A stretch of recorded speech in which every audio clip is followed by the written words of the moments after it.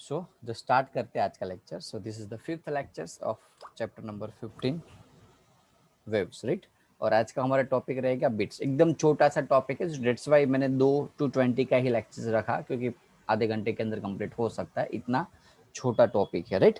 और उसके बाद जो डॉपलर इफेक्ट है, तो आपको इस साल तो आपको पता है कि आपके सिलेबस में से कैंसिल है कोरोना की वजह से, तो वो हम अभी टेम्पररी स्किप करेंगे. बीट्स कंप्लीट करके चैप्टर को एंड करेंगे, राइट.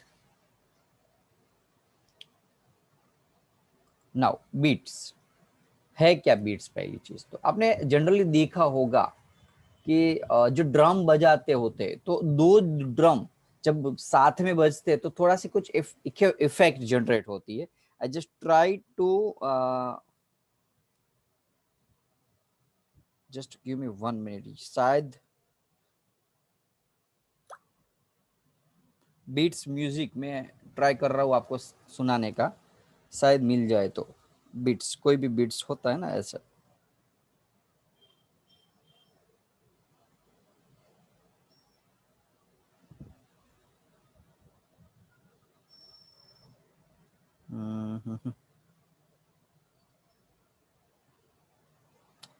Just wait. आप समझ सकते हो जो जो मैंने अभी समझाया आपको, ओके, यानी कि सुनाया.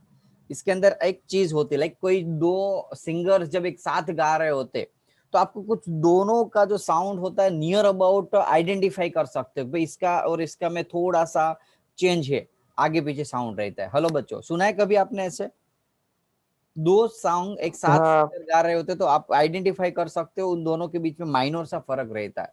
वो फर्क फ्रीक्वेंसी का होता है बच्चों. तो जब इस टाइप के कोई साउंड्स को जब एक साथ सुपरपोज्ड करते, यानी कि ऐसे कोई वेव को जब हम एक साथ सुपरपोज्ड करते, कैसे वेव जो नियर अबाउट सेम फ्रीक्वेंसी के हो, ओके, तो उसके अंदर बीट सुनाई देता है बच्चों. क्या सुनाई देता है उसके अंदर? हमें बीट सुनाई देता है. बीट यानी कि एक साउंड की क्वालिटी है. जब दो कॉर्क को एक साथ आप लगाओगे, तो दोनों कॉर्क में से जो साउंड निकलेगा, उस साउंड का सुनने का ट्राई करोगे, तो आपको बीट सुनाई देता है. ओके, प्रॉपर डेफिनेशंस में आपको समझाता हूँ आगे जो थी लिखा था उससे बेहतर, कि जब दो स्लाइटली डिफरेंट फ्रीक्वेंसी, अब मैं स्लाइटली डिफरेंट का वर्ड यूज कर रहा हूँ. डेट मीन्स कि वो दोनों फ्रीक्वेंसी, वो वेव की जो फ्रीक्वेंसी है उसके बीच में माइनर सा फर्क है. हेलो बच्चों, कितना फर्क है? माइनर सा. समझ लो एक 240 हर्ट्ज की फ्रीक्वेंसी हो, तो दूसरी समझ लो कि 249 हर्ट्ज की फ्रीक्वेंसी हो. हेलो, समझ में आ रहा है कि कितना फर्क माइनर सा, हाँ। 1 2 3 हर्ट्ज का फर्क हो यदि, तो ऐसी जो फ्रीक्वेंसी होती है जिसके बीच में 1 2 हर्ट्ज का फर्क हो बच्चों, तो और यदि उसको हम सुपर पोस्ट करें, एक दूसरे के ऊपर कोइंसाइड करें, उसका इंटरफ्रेंस करें, और जो हमें इफेक्ट जनरेट करती है साउंड के, एक पर्टिकुलर एक साउंड की एक पैटर्न्स मिलती है हमें, that is called the beats. उसको हम क्या बोलते हैं बच्चों? बीट्स बोलते हैं. आई होप सभी को क्लियर हुआ होगा बीट्स के बारे में. हम्म। ओके, तो जनरली ऐसे बीट्स होती है, ऐसा कुछ सुनाई दे रहा होगा आपको. Rise and fall of the sound, वो दोनों जब इस टाइप के कुछ अलग अलग फ्रीक्वेंसी वाले वे एक दूसरे के साथ जब अटैच होते हैं, तो ऐसी आवाज का कुछ फील होता है. ट्राई कर रहा हूं मैं बीट्स का, बीट्स निकालने का. सुनाई दिया बच्चों? कुछ फील हुआ? शायद इतनी साउंड की अच्छी क्वालिटी नहीं होगी मेरी कि मैं आपको बीट्स पर समझा पाऊँ, लेकिन फील कर सकते हो टॉपिक को. क्लियर हुआ? हेलो. तो हाँ सर। डेफिनेशन से टू साउंड वेव जिसके बीच में फ्रीक्वेंसी का माइनर सा फर्क हो. फ्रीक्वेंसी समझ लो कितना, तो एक की समझ लो 150 ले, तो दूसरों की हम ले लेते 149. तो जब सेम डायरेक्शन में ऐसे वेव्स जा रहे होते और एक दूसरे के ऊपर सुपरपोज्ड होता है, एक दूसरे के ऊपर कोइंसिडेंट होता है, तो आपको जो वार्निंग या आपको जो कुछ इफेक्ट सुनाई देती है, waxing and warning of the sound, ये जो साउंड के कुछ इफेक्ट मिलते हैं, that is called the waves. Okay, waxing यानी कि जो मैक्सिमम एम्पलीट्यूड होता है वो, और वार्निंग यानी कि वैनिंग यानी कि मिनिमम एम्पलीट्यूड वाला, जब दोनों एक दूसरे के साथ कोइंसिडेंट हो. बोले कि सर बच्चों यहाँ फ्रीक्वेंसी का फर्क है, एम्पलीट्यूड का, सॉरी फ्रीक्वेंसी इक्वल है, एम्पलीट्यूड इक्वल नहीं है. समझ लो कैसे, मैं बताऊं. कोई एक वेव है जिसका एम्पलीट्यूड इतना बड़ा है, कोई एक वेव है जिसका एम्पलीट्यूड इतना छोटा है. अब दोनों को मैं सुपर पोस्ट करता हूं तो कुछ इफेक्ट जनरेट होती है, राइट. तो that is called the beats. तो उसको हम क्या बोलेंगे, बीट्स फ्रीक्वेंसी बोलेंगे, right. Number of beats occurring per second is called the beat frequency. जितनी बार वो बीट हो रहा है एक सेकंड के अंदर, उसको हम बीट फ्रीक्वेंसी बोलते हैं, ओके। और वो कितना होता है, जो दो वेव्स है उसके इंटरफ्रेंस करो और जो वेव्स मिलते हैं उसके डिफरेंट जितना। कैसे, लाइक ऐसे समझ सकते हो कि नियर अबाउट दोनों की फ्रीक्वेंसी तो सेम ही है।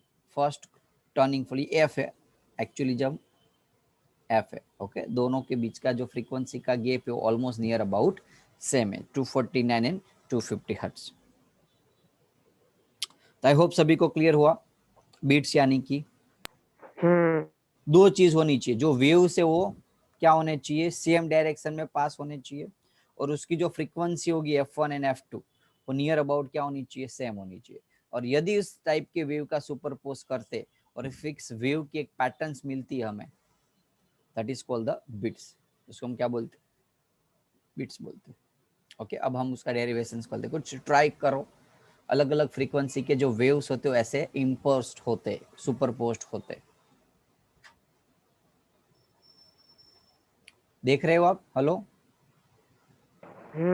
Yes sir. बीट्स जो होते हैं ना, बीट्स वो ऐसा होता है, उसका आप आपके जो डिवाइस के अंदर उसको फ्रीक्वेंसी को ग्राफिकल रिप्रेजेंटेशन, हार्ट बीट चल रहा होता तो ग्राफिकल रिप्रेजेंटेशन आता है उसका हार्ट बीट का।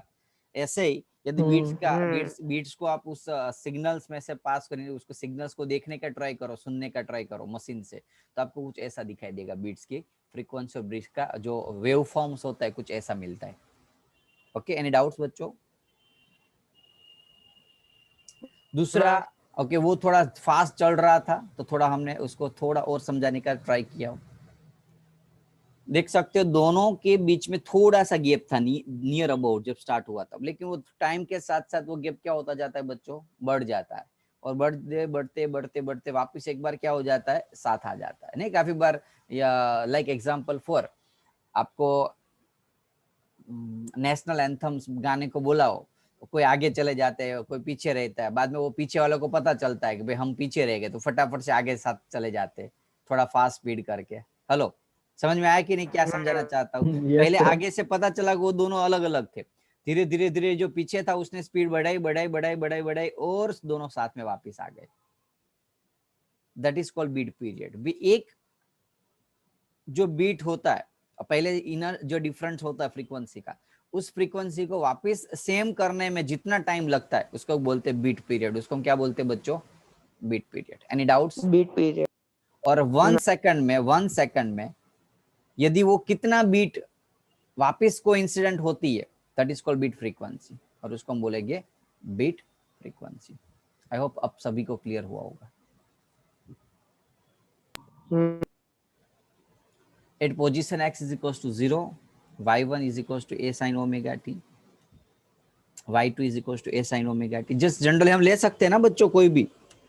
हेलो, हाँ। ओके। वैसे आप बोलोगे सर के एक्स कहाँ गया, तो अभी के एक्स का कोई यहाँ रोल नहीं है, इसलिए हमने खाली साइन ओमेगा टी लिया। अब ओमेगा यानी कि 2 पाई एफ लिखते हैं हम जनरली, 2 पाई एफ। तो ये आपके दो वेव्स जो थे, ओके, दो वेव्स थे सेम एम्पलीट्यूड वाले, उन दोनों का हम सुपर पोजिशन करें तो दोनों का एडिशन करते, हाँ कि ना। ये दो वेव्स है, हाँ। समझ लो कैसा होता है। एक वेव ऐसा होता है कम फ्रीक्वेंसी वाला, और एक वेव्स होता है वो हाई फ्रीक्वेंसी वाला, थोड़ा फ्रीक्वेंसी ज्यादा है उसका।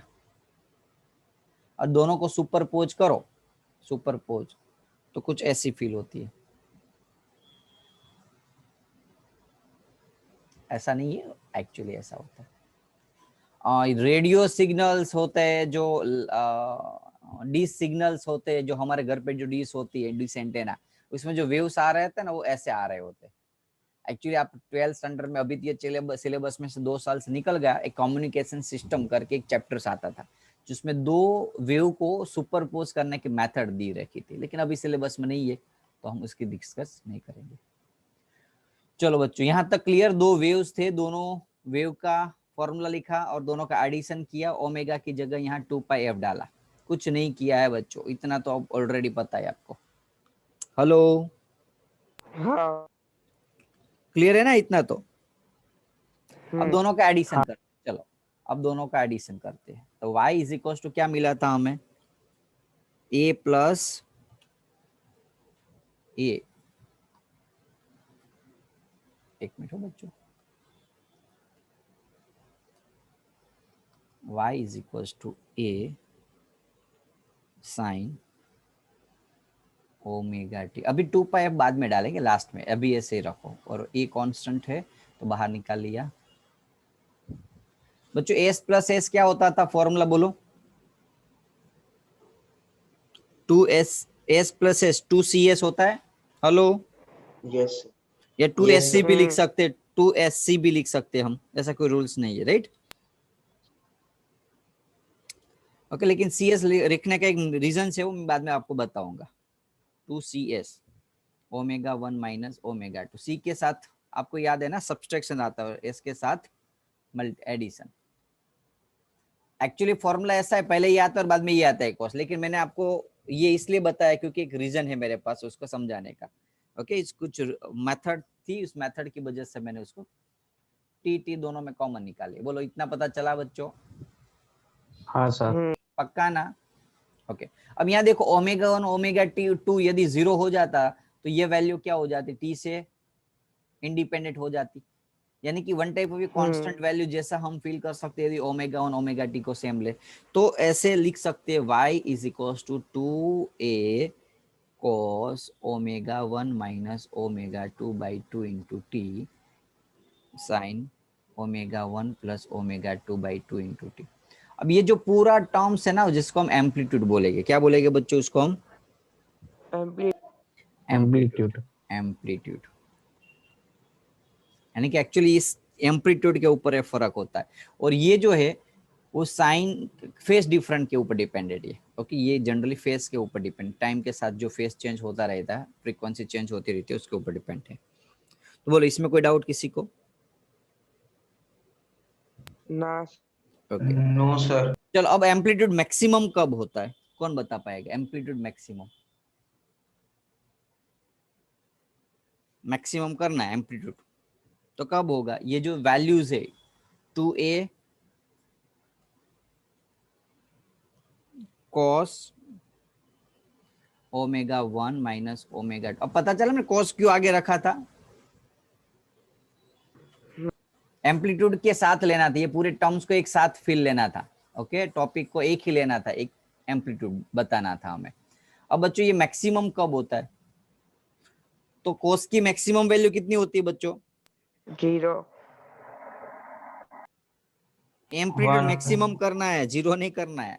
एंगल अरे cos 0 लेसु तो 1 था हाँ, ना। cos 0 लेंगे तो 1 होगा। तो omega 1 minus omega 2 is equal to क्या लेना पड़ेगा बच्चों?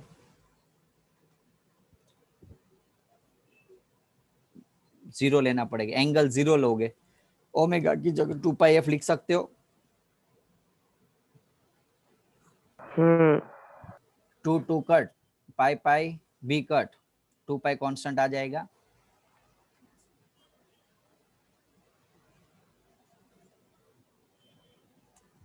तो 2 pi cut f1 minus f2 बचा। ओके, अब ये वैल्यू 0 नहीं हो सकती ना, 2 पाई भी हो सकती है, हाँ कि सॉरी पाई भी हो सकती है, 2 पाई भी हो सकती है, हाँ कि ना। cos 0 भी 1 होता है, cos पाई भी 1 होता है। हेलो, ओके, नो हाँ डाउट सर। पाई के अंदर वैल्यू माइनस में आती है, लेकिन वैल्यू मैग्नीट्यूड तो मैक्सिमम है ना, भले आंसर माइनस में है, मैग्नीट्यूड तो मैक्सिमम है ना। तो पाई 2 पाई ये वैल्यू आएगी मैग्नीट्यूड के लिए। तो इसके हिसाब से हम f1 और f2 का अलग अलग कॉन्सेप्ट सोचे, तो यदि 0 हो तो f1 f2 by 2 is equal to 0 upon 2 pi, answer 0। तो f1 minus f2 is equal to 0। Second के लिए 2 पाई f1 माइनस f2 अपॉन 2, अब 0 की जगह पाई लिखेंगे, तो सामने पाई पाई कट, 2 2 कट, तो f1 माइनस f2 क्या मिला बच्चों? 1। हेलो, समझ में आया? हाँ। तो ऐसे अलग अलग ऑप्शन मिल सकते हैं आपको f1 और f2 के। अरे एक गलती की हमने, कोई बता सकता है क्या? बोलो। टी लिखना भूल गए यहाँ साइड में, याद आया? टी था ना फॉर्मूला में, देखो ये हाँ। रहा, टी लिखना भूल गए थे, इसलिए मुझे डायरेक्ट f1 f2 की वैल्यू 0 कहाँ से आ गई। यहाँ हम टी लेते हैं, so T is equal to क्या मिलेगा आपको, बोलो फर्स्ट केस में 0। हाँ 0। चलो अब यहाँ टी लिया, यहाँ हर एक जगह पे टी डालना है, वो मैं भूल गया था, सॉरी, यहाँ भी टी। चलो अब सेकंड केस में T is equal to 1/f1 1 minus upon F1 minus F2। ऐसे थर्ड केस में डायरेक्टली लिख सकता हूँ, हाँ, क्या आएगा बोलो, 2 upon 2 F1 upon minus F1 F2। Minus F2। बोलो क्लियर। यानी कि जो बीट्स हो रहे हैं, पहला बीट्स होगा 0 सेकंड पे, दूसरा बीट होगा 1/f1 माइनस F2 सेकंड पे, तीसरा बीट्स होगा 2/f1 माइनस F2 सेकंड पे। बीट यानी कि जो मैक्सिमम एम्पलीट्यूड होता है उसकी बात कर रहे हैं। बोलो क्लियर। ओके श्योर ना। चलो अब यही चीज हम मिनिमम के लिए बात कर सकते हैं। मैक्सिमम जैसे एम्पलीट्यूड लिया, ऐसे मिनिमम एम्पलीट्यूड, बहुत कम एम्पलीट्यूड। फॉर्मूला क्या था एम्पलीट्यूड का, बोलो 2a cos ω1 minus ω2 into t. अब बच्चों ये मैक्सिमम मिनिमम कितना होता है, आंसर 0 होता है। और cos की कौन सी वैल्यू 0 होती है, एंगल कितना होना चाहिए, 90। cos की 90 यानी कि π/2, 3π/2, हाँ कि ना, 5π/2। तो बच्चों यहाँ ω1 ω2 की जगह 2π में लिख सकता हूँ, तो 2π constant F1 minus F2 upon 2 into T is equal to π/2, 3π/2, 5π/2। सामने देखो हर एक पे पाई कांस्टेंट, नीचे 2 कांस्टेंट कट हो रहा है, हाँ कि ना।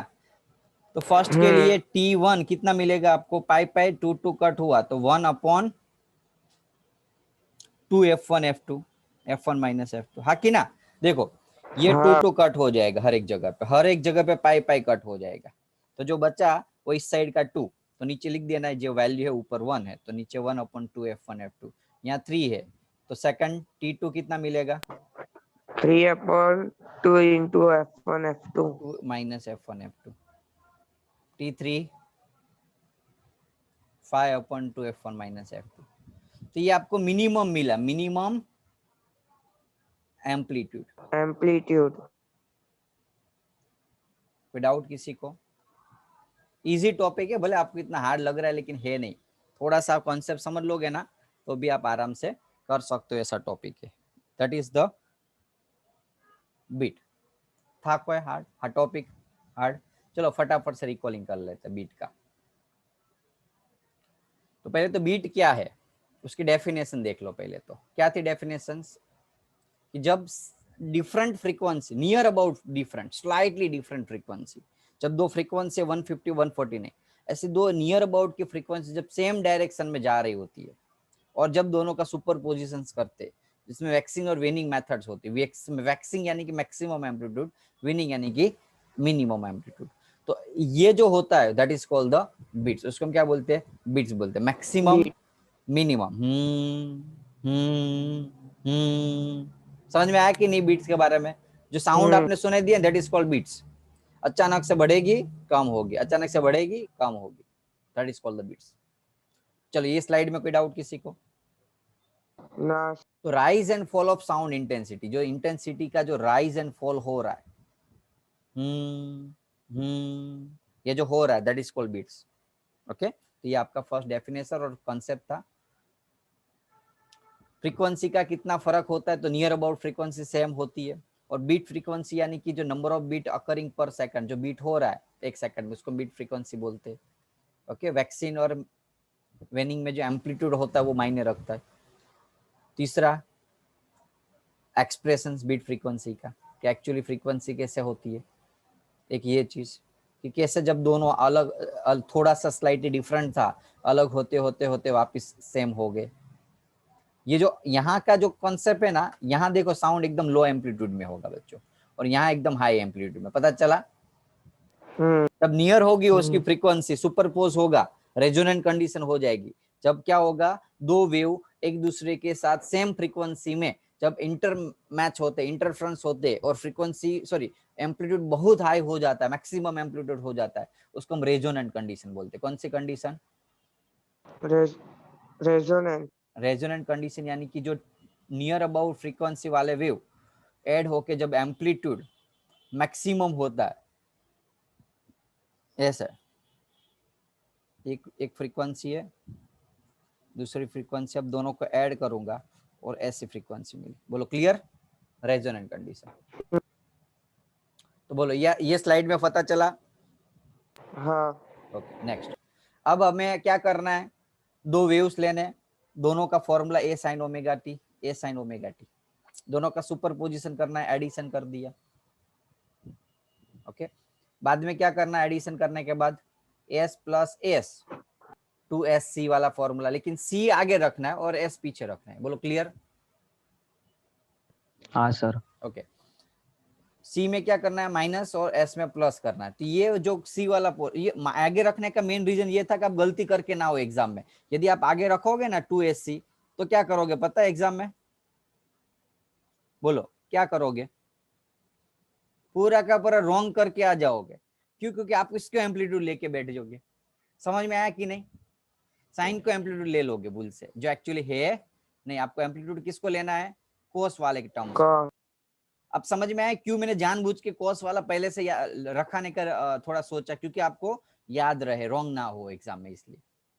बाद में मैक्सिमम एम्पलीट्यूड, तो ये तो आपने बहुत बार किया हुआ है आगे के टॉपिक के अंदर। मैक्सिमम के लिए ये पूरा एम्पलीट्यूड जो होता है ना, मैक्सिमम कितना होता है? 1 होना चाहिए। ये यानी कि 1 यानी कि ये इतनी वैल्यू 1 होनी चाहिए, इतनी वैल्यू, पूरा नहीं, सॉरी।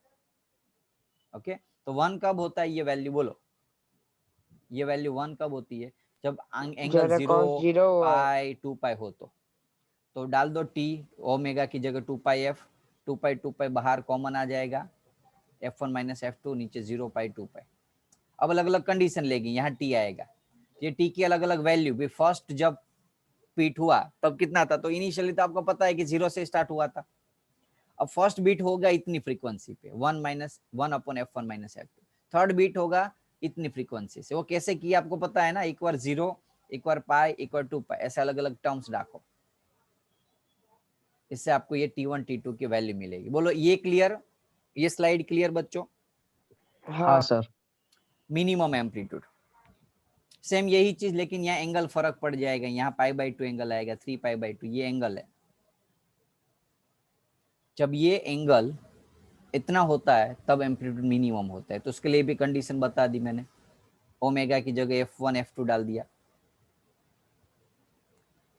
ओके, ओमेगा की जगह 2 पाई F1, 2 पाई constant, F1 minus F2, T यहाँ π/2, 3π/2, 5π/2, सामने 2 पाई कट, नीचे 2 2 2 कट। तो इतनी बची वैल्यू जो मैं अभी हाईलाइट कर रहा हूँ। एक ये बची और एक बची, और यहाँ सामने ये बची 1 3 5।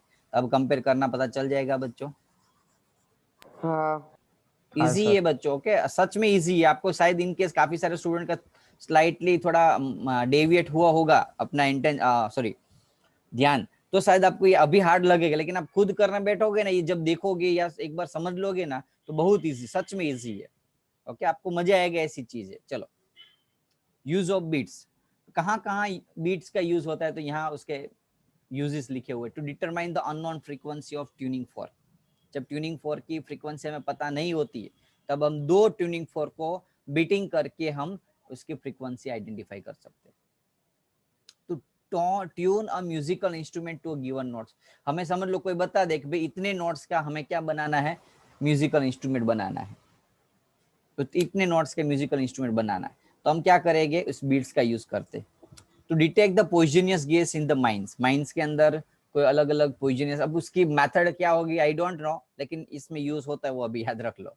समझ में आया? हेलो, वो कैसे काम करता है वो मुझे पता नहीं है। ओके, सब यूट्यूब पे सर्च कर लेना यदि आपको उसके अंदर डिटेल में सोचना हो, समझना हो तो। लेकिन अभी आपको इतना याद रखना पॉइजनस गैस के बारे में डिटेक्शन के लिए। और सिमेटोग्राफी के अंदर स्पेशल इफेक्ट इन सिमेटोग्राफी। सिमेटोग्राफी यानी कि वन टाइप ऑफ ये वीडियो बनाते वही हुआ ना, सिमेटोग्राफी यानी कि। I may be, I am not 100% sure, थोड़े वर्ड टफ है, जस्ट गूगल इट, वही होता है, लेकिन फिर भी कंफर्म कर लेता हूँ। सिनेमेटोग्राफी, आर्ट ऑफ फोटोग्राफी वही चीज है, राइट? जो वीडियोस और फोटोग्राफी में इफेक्ट देते हैं, स्पेशल इफेक्ट साउंड के अंदर, दैट इज बीट्स। आपको शायद पता नहीं होगा, ये जो मूवीज बनाते हैं, राइट, उसके अंदर जो स्पेशल इफेक्ट होते हैं साउंड की, वो अपने म्यूजिकल इंस्ट्रूमेंट से ही बनाता है एक्चुअली। ओके, आपको ऐसी स्पेशल जो इफेक्ट साउंड होती है, वो जैसे कोई टाइगर की आवाज है तो टाइगर के लिए वो आवाज के लिए टाइगर नहीं ढूंढेंगे, सिनेमेटोग्राफी का यूज कर देंगे। क्लियर बच्चों, यूजेस ऑफ बीट्स के हाँ बारे में कोई डाउट किसी को? ना बताओ तो आंसर।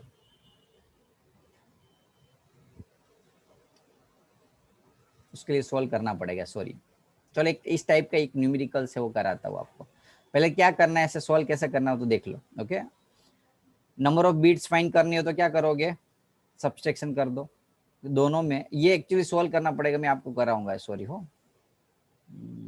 ये सही सेम सम है शायद, एग्जांपल में देख लेता हूँ। ये यहाँ रहा है। ओके, ये करा देता हूँ आपको, क्योंकि उससे ही आंसर आपका मैच होता है। तो पहले जो दो एग्जांपल हमारे बाकी है वो कंप्लीट कर लेते हैं, जिससे इनकेस टाइम ना बचे मेरे पास, तो आपको ये चैप्टर्स क्लियर हो जाए। चलो, फर्स्ट है 15.5, a pipe is open at both hand, which harmonic mode of the pipe resonates at the 1.1 kilohertz? कौन सा हार्मोनिक है बच्चों? फॉर्मूला याद है? Open both hand, open pipe का। अरे यार भूल गए, क्या याद कर रहे हो आप? ओपन पाइप के लिए फ्रीक्वेंसी का फॉर्मूला क्या था बच्चों? NV/2L। 2L। भूल गए यार। क्लोज पाइप के लिए 4L। यदि फर्स्ट हार्मोनिक हो तो 1, सेकंड हार्मोनिक तो 2। याद आया? हाँ सर। ओके, अब डेटा हाँ देखो, पाइप कितनी लेंथ है? 30 सेंटीमीटर लेंथ। एन हार्मोनिक कितना है वो नहीं पता है, वो विच हार्मोनिक वो फाइंड करना है, इनकी वैल्यू। पाइप का रेजोनेंस 1.1 किलोहर्ट्ज दिया हुआ है, यानी कि उसकी जो फ्रीक्वेंसी वो 1.1 किलोहर्ट्ज दी है। 1.1। स्पीड कितनी दी है? 3330। 2 इंटू एल, एल की वैल्यू 30 सेंटीमीटर, तो मीटर में कन्वर्ट करें, और फ्रीक्वेंसी आपको दी है 1.1 किलोहर्ट्ज। बोलो बच्चों, पता चला? डेटा डाला उसमें। रेजोनेंट फ्रीक्वेंसी आपको दी है 1.1 किलो, यानी कि 1100 हर्ट्ज। एन पता नहीं है, वी स्पीड पता है, एल लेंथ पता है। तो सॉल्व करोगे तो आपका answer N is equals to कितना आता होगा? बोलो सॉल्व करके, कैलसी से कर लो। 1100 मल्टीप्लाई बाय 0.60330 आया आंसर, राइट? तो कौन सा हार्मोनिक है बच्चों? Second harmonic. बोलो क्लियर, पता चला? विच हार्मोनिक पूछा हुआ है, विच हार्मोनिक, तो सेकंड हार्मोनिक। नेक्स्ट क्वेश्चन है, which resonant will the same source be observed if one end of the pipe is close? यदि क्लोज हो तो सेम यही चीज बच्चों। हेलो, हाँ सर। फ्रीक्वेंसी 1100, एन पता नहीं है, वी की वैल्यू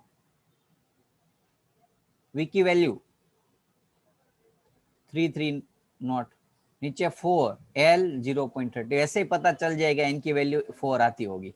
समझ में आया क्यों? बोलो, यहाँ 2 है और यहाँ 4 है, तो यहाँ 2 कर दूं मैं तो 1/2 ही। इसके हिसाब से सॉल्व करोगे तो आंसर कितना आएगा? 4 आएगा। कितना? 4। क्योंकि यहाँ 2 मल्टीप्लाई हुआ था ना 1100 के साथ, यहाँ 4 मल्टीप्लाई होगा, तो आंसर 2 आया, तो उसका डबल आ जाएगा 4। तो फोर्थ हार्मोनिक मोशन कौन सी? Fourth harmonic motion. Fourth harmonic motion होगी। Will the resonance with the same source observe one end? तो देखो दोनों का आंसर सेम आया बच्चों। अरे यार सॉरी, दोनों का आंसर सेम आया। देखो तो इसका सेकंड आया ओपन पाइप का, और क्लोज पाइप का 4 आया। क्या दोनों वेव्स एक दूसरे के ऊपर कोइंसिडेंट होगी, रेजोनेंट कंडीशन होगी? ना नहीं। तो यहाँ क्या लिखेंगे हम? No, there will be no any resonant condition. कोई डाउट बच्चों? समझ में आ गया? सम समझ में आया? हेलो, हाँ सर। चलो एक छोटा सा सम है, क्वेश्चन रीड करो पहले। Two stars, sitar, string A and B playing the da slightly out of the tune and produce the beats of frequency. Tension of the string be slightly increased, bit frequency is found to be decreased 3. What is the original frequency of B if the frequency A is 3 to? एक minute हो बच्चों, दोनों के बीच का gap कितना है?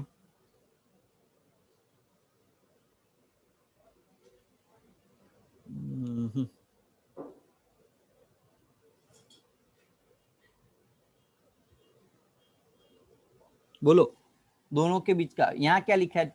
Two sitar, tension of the B slightly increase and beat frequency is bound to be decrease 3 hertz.